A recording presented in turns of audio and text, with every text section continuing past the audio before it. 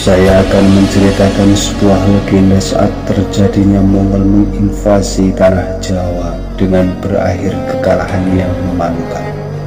Saat itu, serangan Mongol ke tanah Jawa adalah sebuah invasi militer oleh pasukan Mongol yang berasal dari negeri Cina untuk menyerang tanah Jawa.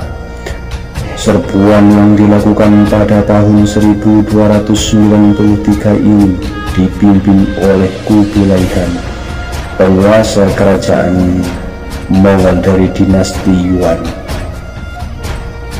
Kala itu Kubilai Khan mengirim sekitar 30.000 tentaranya ke tanah Jawa untuk menghukum Raja Kartanegara. Dari 30.000 pasukan Kubilai Khan dibabat habis oleh kerajaan Singosari. Serangan besar-besaran itu justru berakhir dengan kekalahan Mongol ketika berkuasa Kubilai Khan melakukan upaya perluasan wilayah dengan mengirim utusan ke berbagai negara.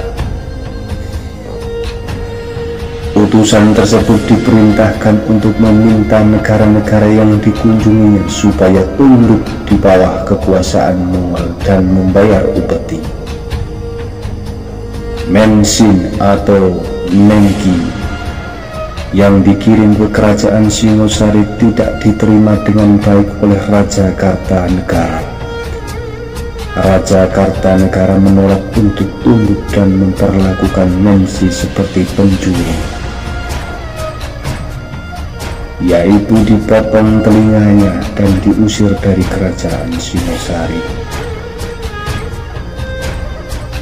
Hal inilah yang membuat Kubilai Khan marah dengan mengirim ekspedisi ke Jawa untuk menghukum Raja Kartanegara. Namun selain itu, Kubilai Khan juga memiliki maksud lain. Apabila Jawa berhasil ditaklukkan, maka negara-negara di sekitarnya juga akan tunduk dan dinasti Yuan dapat menguasai jalur perdagangan Laut Asia. Kekuatan militer Mongol dalam rangka serangan Mongol ke Jawa, Kubilai Khan menyiapkan sekitar 20.000 sampai 30.000 pasukan dan 1.000 kapal yang dilengkapi perbekalan untuk 1 tahun.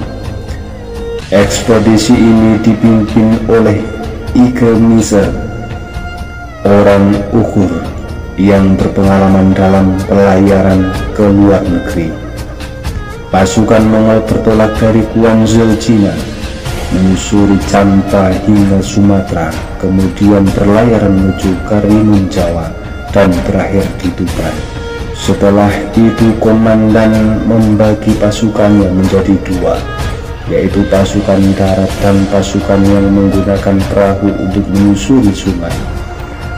Sebelum pasukan Mongol tiba di Jawa, ternyata Raja Kartanegara telah terbunuh akibat pemberontakan Adipati Kediri bernama Jayakatwang.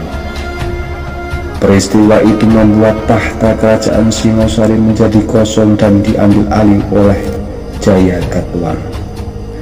Selain memindahkan kekuasaannya ke Kediri, keluarga Kartanegara ke Madura, termasuk menantunya yang bernama Raden Wijaya.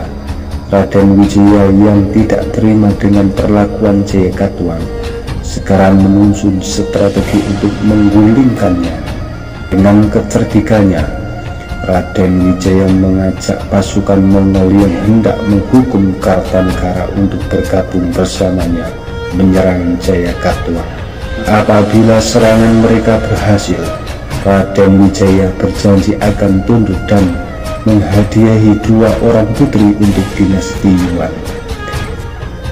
Permintaan itu disetujui oleh pasukan Mongol dan mereka pun bersatu untuk menyerang Jayakatwang. Mereka kemudian menyerang pasukan ke Kediri dan berhasil membakar istana Jayakatwang.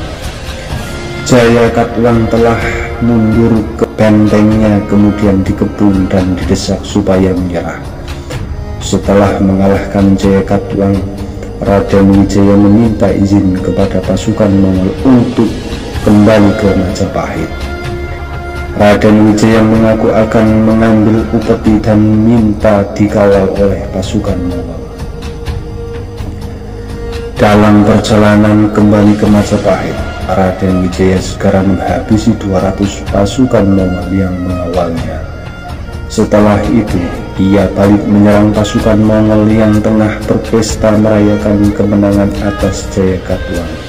Dalam serangan mendadak itu, Raden Wijaya berhasil membunuh banyak pasukan Mongol, sementara sisanya segera melarikan diri ke kapal.